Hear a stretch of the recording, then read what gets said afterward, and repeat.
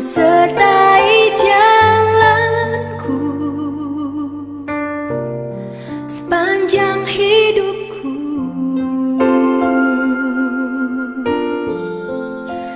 Hanya dekat padamu ada kekuatan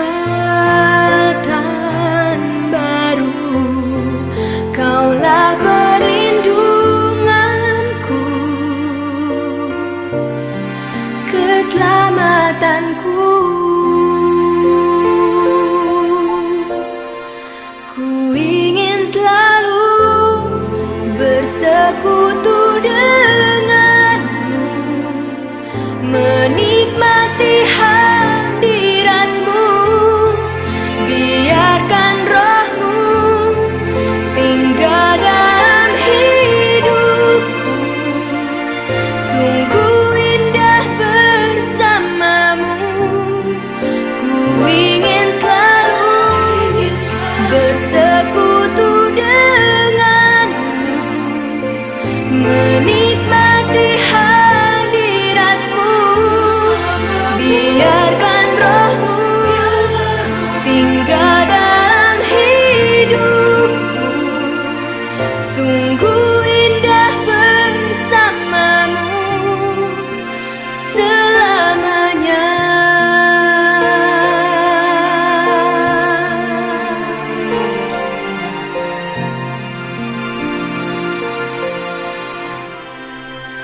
Hanya dekat Allahku, rasa tenang hatiku.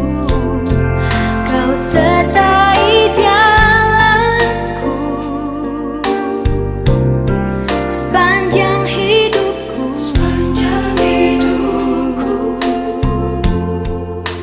Hanya dekat padamu ada kekuatan baru. Kaulah perlindunganku, keselamatanku. Ku ingin selalu bersekutu denganmu, menikmati hadiratmu. Biarkan rohmu tinggal dalam hidupku. Sungguh indah bersamamu selamanya.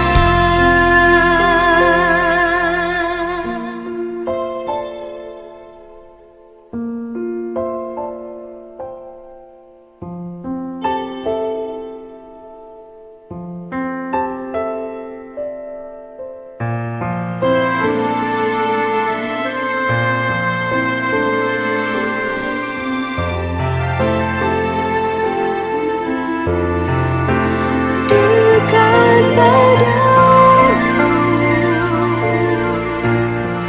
itu kerinduanku. Dekat padamu, oh Yesusku. Ku ingin selalu bersekutu denganmu, menikmati hadiratmu. Biar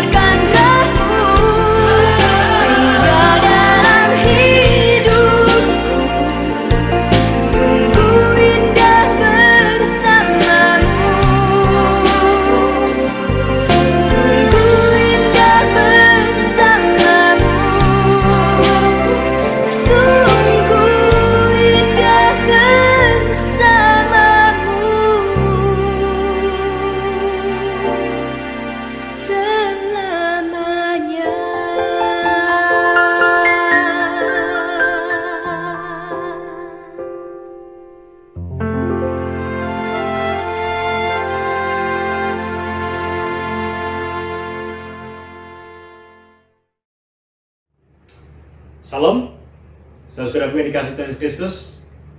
Orang-orang yang hari ini kita menghadapi sebuah pergumulan demi pergumulan yang sama. Hari ini saya ingin ajak saudara untuk mengerti sebuah hal, sebuah sebab terjadi dari akibat yang kita lakukan. Akibat-akibat dari sepanjang kehidupan kita, suatu hari kita akan berhenti dalam satu titik tertentu, kemudian kita akan diberi sebuah penilaian. Dan penilaian itu kita akan tahu kenapa kehidupan kita berhasil dan kenapa kehidupan kita gagal. Kalau kita menghadapi kegagalan-kegagalan, itu merupakan sebuah pelajaran. Dan pelajaran yang terbaik supaya kehidupan kita tidak gagal adalah melihat kegagalan dan keberhasilan seseorang. Sehingga kita tidak mengikuti jalan yang sama untuk kita sampai kepada titik tertentu. Karena itu hari ini saya ingin ajak saudara untuk kita belajar dengan kehidupan Raja Saul. Raja Saul mengawali kehidupannya dengan sangat luar biasa. Menjadi seorang raja yang taat, raja yang selalu menang dalam peperangan. Namun di pertengahan kehidupannya, dia mulai tidak setia dengan Tuhan dan berakhir dengan satu kehidupan yang sangat tragis. Seluruh keluarganya dalam satu hari mati dalam peperangan yang sama. Kedudukan raja diberikan kepada orang lain dan dia mendapatkan penilaian yang sangat buruk. Kenapa, saudara? Kita akan lihat dalam 1 Tawarik pasal yang ke-10. 1 Tawarik pasal yang ke-10 ayatnya yang ke-12. 1 Tawarik pasal 10 ayatnya yang ke-12 dan 13. Firman Tuhan berkata begini, demikianlah Saul mati karena perbuatannya yang tidak setia terhadap Tuhan, oleh karena ia tidak berpegang pada firman Tuhan, dan juga karena ia telah meminta petunjuk dari arwah dan tidak meminta petunjuk Tuhan. Sebab itu Tuhan membunuh dia dan menyerahkan jabatan raja itu kepada Daud bin Isai. Saudara dikasih Tuhan Yesus, ada 3 hal penting yang hari ini kita akan belajar dari kegagalan kehidupan seorang raja pertama Israel, yaitu Raja Saul. Dia gagal kehidupannya. Yang pertama, firman Tuhan berkata dari semua sejarah, 2 Tawarik ini menulis kembali pada saat orang Israel sudah hancur. Mereka sudah dibawa ke pembuangan ke Babel. Beberapa suku dibawa ke pembuangan ke Asur. Israel sudah rata dengan tanah. Yerusalem dibakar. Rakyatnya diangkut. Dan para penulis sejarah menulis kembali silsilah orang-orang Israel. Silsilah bapak-bapak leluhur mereka. Keturunan daripada Yakub, ya, Ruben, Simeon, Lewi, Yehuda, sampai kepada Binyamin, suku yang paling kecil. Dan salah satu yang ditulis adalah keturunan daripada Raja Saul ini. Dan bagaimana kehidupan seorang Raja Saul ini. Apa kelebihan yang dilakukannya. Namun bagaimana dia mengakhiri kehidupannya. Mungkin banyak tumpang tindih. Apakah Saul ini bunuh diri. Ataukah dibunuh oleh pemegang senjatanya. Ataukah dibunuh oleh seseorang yang lain. Simpang siur. Sehingga penulis sejarah ini meluruskan cerita-cerita yang benar. Apa yang terjadi dalam kehidupan Raja Saul, sehingga kehidupannya mengakhirinya dalam sejarah dengan tragis. Padahal dia orang yang dipilih oleh Tuhan di antara sekian juta orang Israel. Dia seorang yang gagah, tinggi, besar, punya jiwa kepemimpinan yang baik, punya jiwa kepahlawanan yang luar biasa. Namun dia punya sebuah penilaian yang buruk. Yang pertama dikatakan, demikianlah Saul mati karena perbuatannya yang tidak setia terhadap Tuhan. Penulis kitab 2 Tawarik memberikan sebuah penilaian yang sangat objektif. Dia meninggal, dia mati. Di ayat yang ke-13, Tuhan membunuh dia, memakai bangsa-bangsa lain untuk mengalahkan dalam peperangan di Bukit Gilboa itu. Ya, dikatakan di sini karena dia tidak setia kepada Tuhan. Apa itu setia? Setia adalah sebuah perbuatan yang dilakukan terus-menerus dengan benar. Mungkin jatuh bangun, namun dia terus setia. Setia artinya kasih yang dilakukan terus-menerus tanpa reserve. Kasih yang dilakukan tanpa berhenti.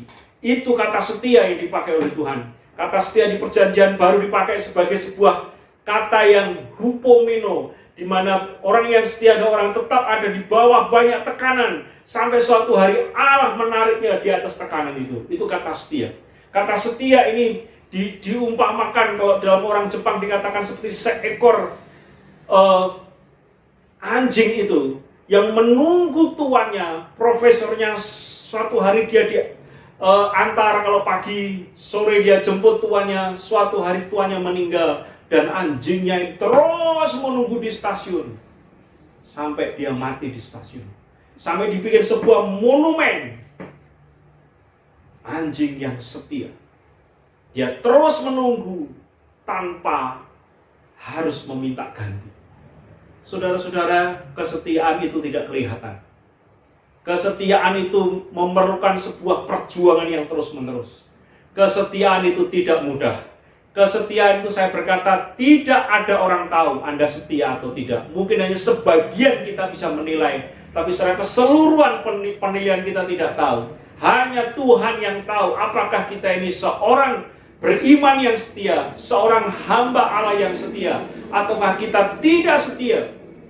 Tuhan yang tahu kesetiaan para hamba-hambanya, saudara. Dan kesetiaan Raja Saul telah dinilai pada akhir hidupnya. Ini yang menyebabkan dia mati. Ketidaksetiaan kepada Tuhan inilah yang membuat menurunkan hukuman dari Tuhan.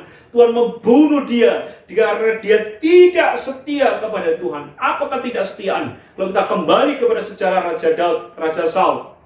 Raja Saul pada saat diperintahkan untuk membunuh orang Amalek, rajanya, binatangnya, rakyatnya, semua. Firman Tuhan melalui Nabi Samuel. Tetapi dia membunuh sebagian. Dia tinggalkan sapi-sapi yang gemuk. Alasannya untuk persembahan korban. Raja Ahabnya tidak dibunuh. Dan Samuel datang begitu marah. Kamu memberontak kepada firman Tuhan.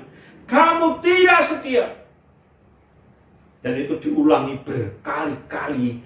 Kalau Allah berkata begini, dia lakukan begini. Dia melakukan separuh benar. Sampai Saul ada satu ayat yang populer dikatakan bahwa kesetiaan itu lebih berharga daripada korban-korban, daripada sembelian, daripada apapun.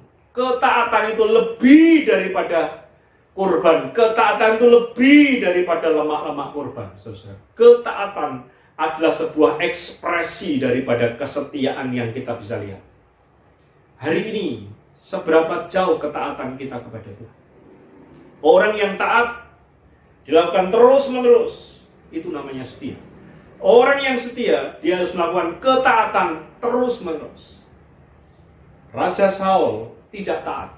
Dia berkali-kali menentang. Dia berkali-kali tidak taat secara sempurna. Sehingga suatu hari Samuel berkata, engkau kami tolak sebagai raja. Dan Allah akan memilih seorang yang berkenan di hatinya. Dan Allah memilih orang yang bernama Daud. Karena ketidaktaatan, kesetiaan ini sangat penting. Dan pada akhir zaman ini, mencari orang yang setia begitu sulit. Mencari karyawan yang setia, mencari istri yang setia, pasangan yang setia begitu sulit. Orang begitu gampang kena godaan-godaan dan bujukan rayuan dunia yang gombal ini.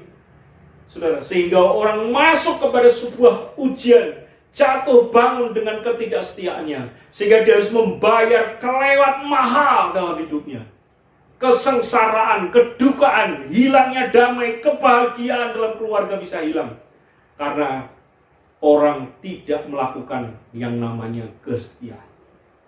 Saudara yang dikasih Tuhan Yesus Kristus, kesetiaan ini harus diuji. Pada saat seorang menikah disumpah untuk dia setia sampai mati, sakit, susah, kaya, miskin, hanya maut yang memisahkan. Itu sumpahnya di awal. Tapi dalam perjalanan hidup sekian tahun, sekian belas tahun, sekian puluh tahun, sumpahnya itu dilupakan. Dan pada saat dia melakukan ketidaksetiaan, Allah akan memberikan sebuah hukuman. Kalau Tuhan tidak bisa memberikan hukuman, itu berarti kasih karunia daripada Allah. Saudara, Raja Saul mati karena ketidaksetiaannya terhadap Tuhan. Yang kedua, karena ia tidak berpegang pada firman Tuhan. Tadi sudah katakan di depan, Raja Saul minimal 2 kali dites oleh Allah untuk berperang, untuk mengalahkan Amalek, Raja Ahab. Dia kalahkan, tapi dia tidak membunuh rajanya. Dia tidak membinasakan semua orangnya dan semua binatang-binatangnya. Tes yang kedua, engkau boleh berperang melawan Filistin, melawan Amalek, tetapi engkau harus menunggu Samuel. Tapi pada saat mereka sudah dikepung, sudah dekat sekali, Saul tidak menunggu Samuel datang. Dia ambil binatang, dia persembahkan itu kepada Tuhan. Itu ada sebuah pemberontakan, karena yang boleh membawa persembahan kepada Tuhan harus seorang imam seperti Samuel, harus seorang nabi Samuel. Namun Saul mengambil posisi itu seakan-akan saya bisa melakukannya tanpa harus Tuhan melakukannya. Saya juga bisa bertanya, tidak harus Samuel yang bisa bertanya kepada Tuhan. Dia melewati begitu banyak wewenang yang tidak seharusnya dia lewati. Dia tidak setia, dia tidak berpegang kepada Tuhan. Ya, dia tidak berpegang kepada firman Tuhan. Dan dia harus membayar begitu mahal. Dia harus membayar dengan nyawanya. Dia harus membayar dengan nyawa anak-anaknya. Dia harus membayar kedudukan raja, harus dikasih kepada orang lain. Saudara, karena tidak berpegang kepada firman Tuhan. Setiap hari Yosua pernah berkata, sebuah rahasia kemenangannya diungkapkan dalam Yosua pasal 1 ayat yang ke-8. Renungkanlah firman Tuhan siang dan malam. Itu akan membuat engkau berhasil kemanapun engkau pergi, engkau akan beruntung. Itu rahasia kemenangannya, merenungkan firman Tuhan. Tidak hanya direnungkan dengan pikiran, tidak hanya dicerna dan menjadi daging dalam hidup kita, tapi merenungkan firman Tuhan itu artinya membaca, memasukkan dalam pikiran, kemudian melakukan dalam kehidupan sehari-hari. Itu namanya merenungkan. Dan ini rahasia kemenangan Yosua. Dia ulangi dengan 2 ayat yang sama. Rahasia kemenangannya dari akhir hidupnya, dia tetap berkata, menantang kepada umat Israel, aku dan keluargaku tetap beribadah kepada Allah. Terserah kau beribadah kepada siapa. Wah, saudara, dia seorang pemimpin yang punya keteguhan hati untuk tetap berpegang kepada firman Tuhan. Dari sejak masa mudanya, sejak dia ada di puncak kepemimpinannya, dari hamba Musa sampai menjadi abdi Allah, menjadi hamba Allah, dia berpegang kepada firman itu, tidak pernah berhenti. Dan kita bisa melihat kemenangan demi kemenangan, namanya menjadi begitu besar, ditakuti oleh semua raja-raja di sekeliling Israel. Yang ketiga, dia tidak hanya tidak berpegang pada firman Tuhan, ia juga karena ia telah minta petunjuk dari arwah dan tidak minta petunjuk Tuhan. Kegagalan yang ketiga dari Saul, karena dia tidak minta petunjuk pada Tuhan. Karena Tuhan sudah tutup telinga, Tuhan sudah membuang Saul karena ketidaksetiaannya. Karena berkali-kali dites, dia gagal untuk tidak berpegang kepada Tuhan. Akhirnya dia minta petunjuk kepada nenek Endor. Kepada nenek Endor itu, dia minta petunjuk karena Tuhan diam dengan segala cara. Harusnya dia memanggil nabi, harusnya dia memanggil orang-orang yang kompeten untuk bisa datang dan minta petunjuk kepada Tuhan. Namun Saul mencari jalan pintas. Dia mencari jalan yang tidak seharusnya dia lewati. Dia minta petunjuk kepada arwah, saudara, dan arwahnya memberikan petunjuk. Engkau akan maju berperang dan engkau akan dikalahkan oleh musuhmu. Wah, menakutkan, saudara. Dia pingsan mendengar petunjuk itu. Kemudian besoknya perang. Dan betul-betul apa yang dikatakan oleh Samuel itu digenapi. Dia mati, dia, keluarganya, dan seluruh Israel lari. Dan orang-orang menjajah Israel. Kekalahan ini terjadi karena tidak minta petunjuk kepada Tuhan. Seorang raja Israel, dia boleh menjadi raja, dia punya kekuasaan tertinggi. Namun jangan lupa bahwa dia hanya seorang yang dipilih Allah untuk menjadi alat memimpin Israel. Jangan lupa sebetulnya raja di atas segala raja adalah Tuhan sendiri. Tuhan Allah Yahweh yang hadir dalam Yesus Kristus. Harusnya kepadanya itulah dia harus minta petunjuk. Raja Daud selalu minta petunjuk Tuhan.